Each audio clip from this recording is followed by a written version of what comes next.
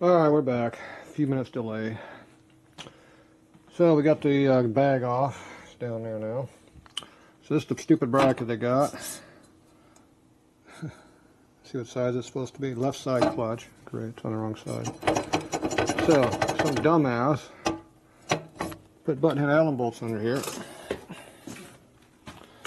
instead of the correct hex head stuff. I don't know if you can see up under there, but there's a button head Allen stuffed up under there. I don't know if you can see or not. Yeah, rotate around a little bit. You can see it in there now? Maybe? I don't know. Bad design. How about the back one? That one you can see it.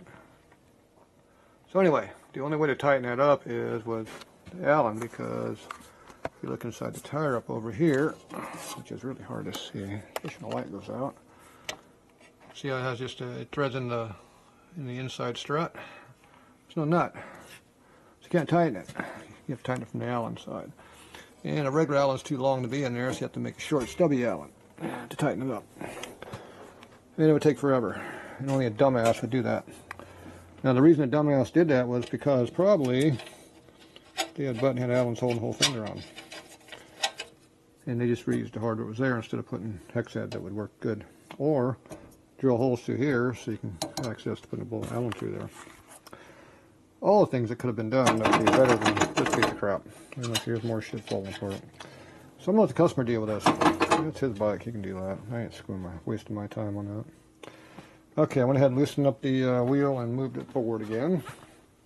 Back to the stock spot where it was. So now we got tension on the belt right there. But it moves. So we put the two flats back into it. It used to be in there. Let's see, tire ring goes back over there for now. And I went and got him a cotter key, so he wants a cotter key for his loose axle nut there, so I got him one of those. But I'm not going to put that in yet until the brake works, because I want to make sure the brake works. Alright, so every now and then I was touching a lever here. Get a few bubbles that come out. Not very often. Okay, so now we're going to start pressure bleeding this thing. So, that was a 3/8. There you go. And the reason I couldn't do this before was because I was hitting on this. Okay, now I want a 3/8 6 point, because 6 points will not round out like a 12 point will. Go here to is that a 7? Oh, that's a 7. 3/8. 3/8. 6 point. A lot less chance of that rounding out. Now see, it still wants to do this though, see. So one trick we can do, we put a washer under there and space it up so it won't keep doing that while I'm trying to bleed the brake. Let's grab a couple washers. It's not big enough. A bigger washer. I need something with a bigger hole in it. One of these will work. That one worked. That one did not work. Yeah, look at that. Now it doesn't go too deep. Oh, there's a nice one there. Yeah, that's too small again. Oop, that fit. Perfect. Now we're right in the middle of it. You can flip it upside down if you want like that. Look at that. Okay, now you don't have a chance of rounding that off so much. Okay, here we broke it free. Perfect. Okay, now we take a towel, have a hole in it, put it over that like that, and it catches some of the fluid that's going to be pouring out of this thing. And I got some more towels here to stick underneath here also. And I try to catch some more of the fluid that comes out of here. It's going to make a big mess. It'll go everywhere. At least we try to catch some of it. I'm not holding my breath and not catching very much, but it's the thought that counts. If we can keep out the brake linings, that's the only thing that really matters. It doesn't matter if it goes all over the table, because the table can be cleaned. Looks like it's got crap all over it already. Another wrench. Okay, so now we are ready to do something. Except somebody took my wrench. Where'd my wrench go? Ah, right there. Perfect. Okay, what do we got? More bubbles. Okay, so what we're going to do is we're going to push on this a little bit. We're going to pop the valve, close it, try it again. Now right now we have no pedal at all, so I'm not sure how much of this is even going to do anything, but we're going to try it. I might have to take the line off and pressure bleed it with the line on there. Get it to go first. We'll see.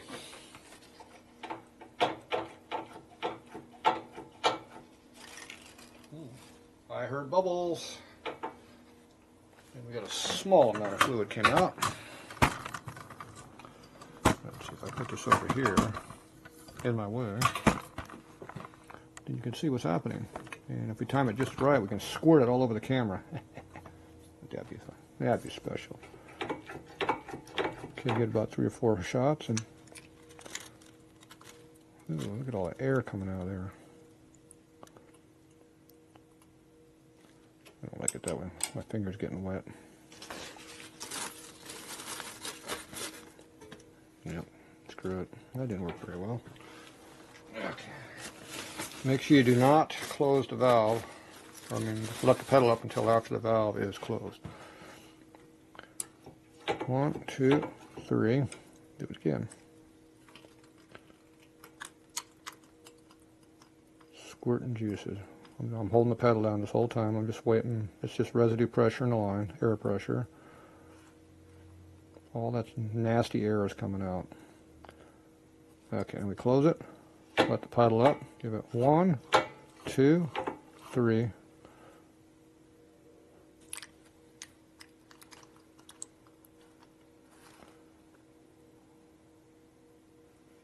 Okay. One more time. 1, 2. We have a pedal now. 3. Bleed it all the way down. Oh, we have some more air coming up. There's air behind all this fluid, because remember the purple is where the good stuff starts. When you see purple, that should be all the air is out. That shot of air came out. 1, 2, 3. No air that time. 1, 2, 3. And one more time, I think we got everything out. No more air, I bet. No air. Oh, we got air right at the end there. Damn. That's a big shot. We just sucked air out of the cylinder because we sucked it dry. So we sucked that dry over here now. See, I thought we were all out of air, but no, there was a big chunk of air in the system still. Okay, now I got to put some fluid back in here. We just sucked air into the system because it went too far.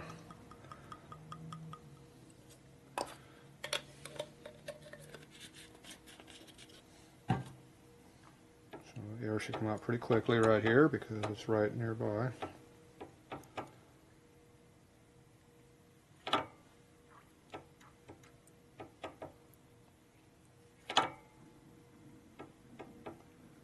all the air back out that we put in the system when it sucked air. We don't want to put more air into it. Running out of air, running out of fluid very bad. Not what we want it to do.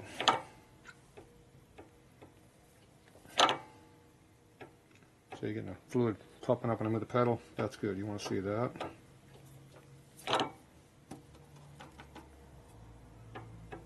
Okay, a little more air. Oop, one bubble.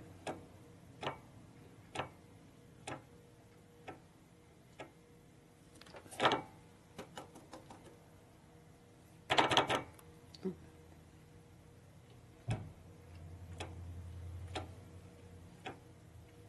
No more air. Okay, I'm going to go back over here.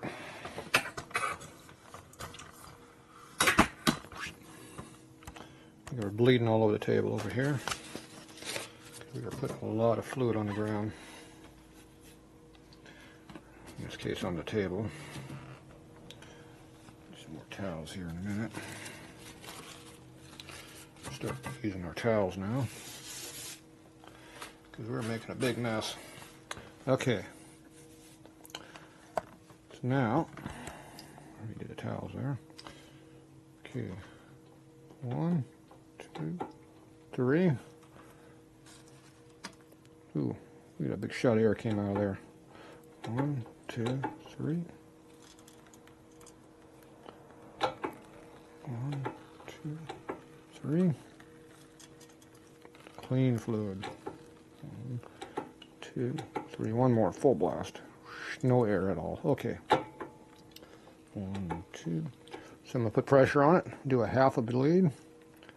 Make sure there's no air, lock it down as I'm holding the pedal, and then let the pedal up after you're tight. So those little blast airs that came out was air that was in between fluid inside the line. So when you do a high-speed bleed like we were doing there, the volume going through, you look at all the volumes coming out here, that's all inside this line.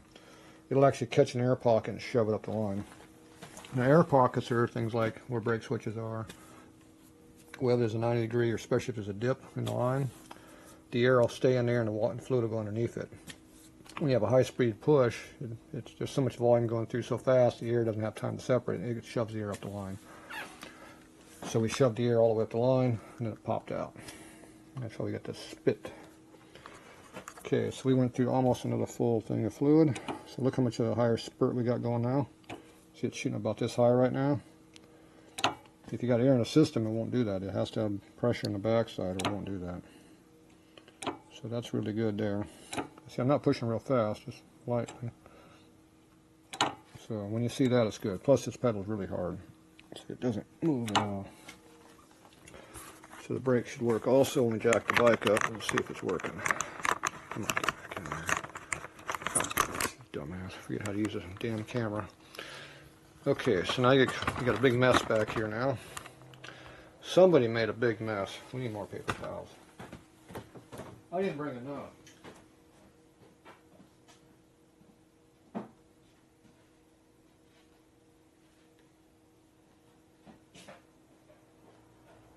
We got enough this time.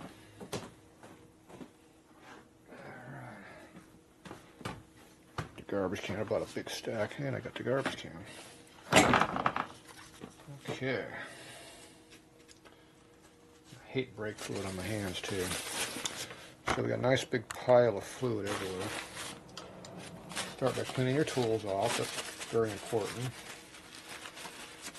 Next thing is you got to clean the spurt them off the back of the bike. It was spurting everywhere.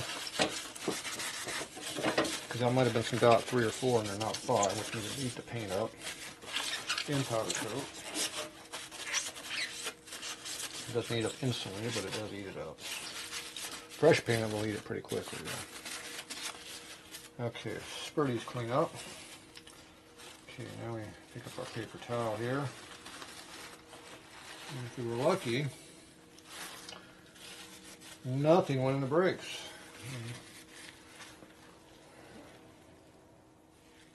Nothing's in the brake. Alright. So, no fluid went in the pads. So the new pads are still dry. And our washers are still sitting there. They're a little bit wet, but they're sitting there. So all the fluid went away from where it's supposed to go, which is good. Or it shouldn't go like this thing. It went where it's supposed to, away from the brakes. So the only fluid we got right now is what we're sitting over here on top of the rotor right there. As I'm wiping them off.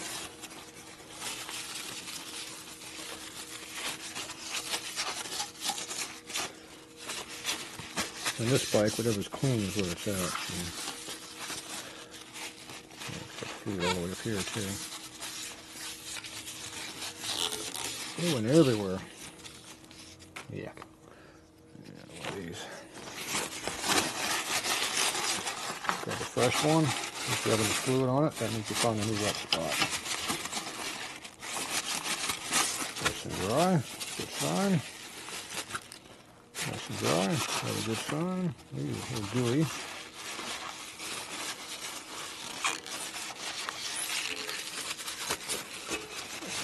Spend more time cleaning bikes and working on them around here. It seems like, ooh, there's all the fluid underneath the pipe. A large amount of fluid there.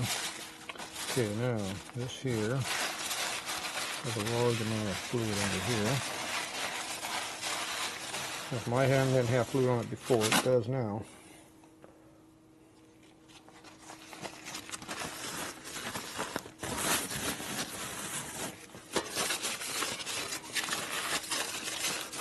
wipe all of this crap off. No fluid anywhere. There's a lot of it.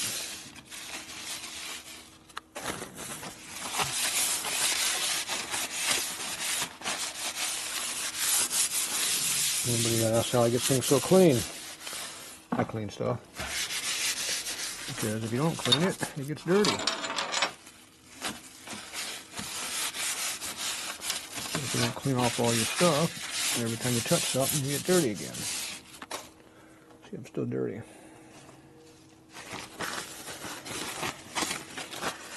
Okay, clean my hand off because my hand's full of it. Okay, we want to see if the brake works now. Okay, right now the bike is on the ground. So we had to make an adjustment.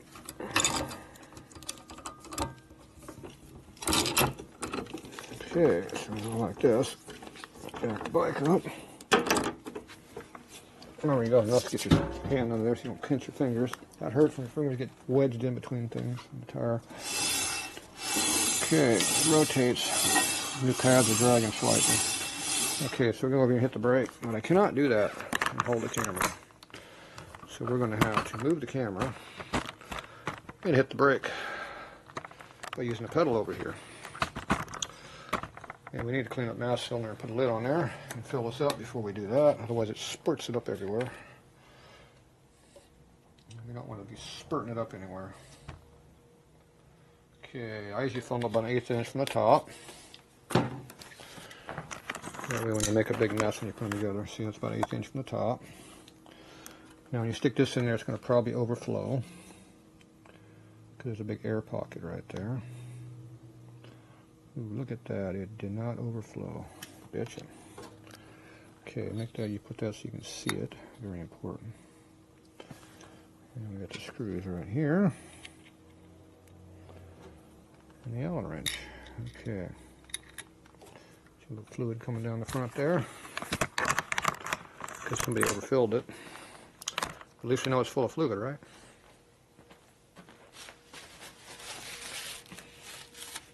Okay.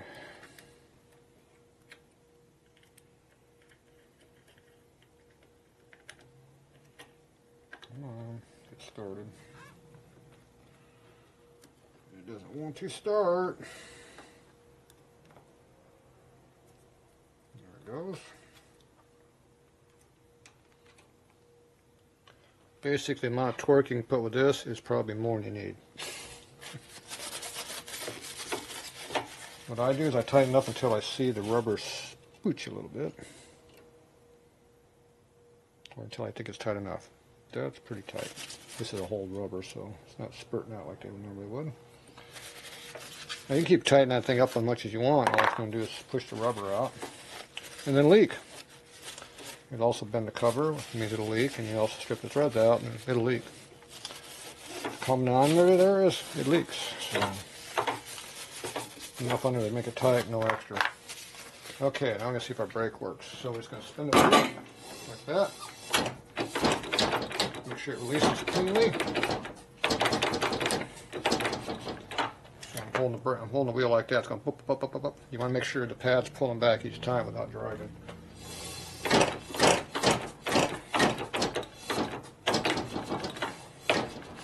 You can hear it. Okay, brake is working very, very well. See, no fancy bleeder, just gravity. And a little know-how.